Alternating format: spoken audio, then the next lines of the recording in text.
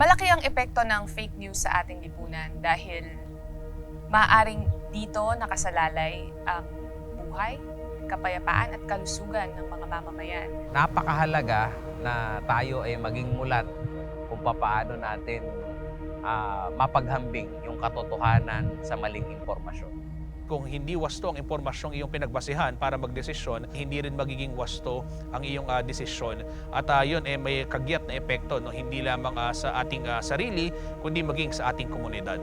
Ang wastong impormasyon ay pagpapahayag ng istoryang hindi mabulaklak, bagkus mga istoryang malapit sa puso ng mga tao. Dito natin binibigyan ng kapangyarihan ng mamamayan na umakto ng tama. It shapes public opinion.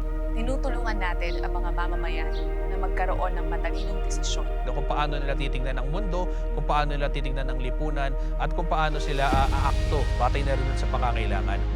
Simulat sa pool, buo ang tiwala ng mamamayan sa media. Maaring sa ibang ilang aspeto ay ito'y napahiran ng konting duda, ngunit naniniwala ako na kailangan lamang nating ipagpatuloy ang ating trabahong nasimulan sa pagbibigay ng tama at wastong impormasyon.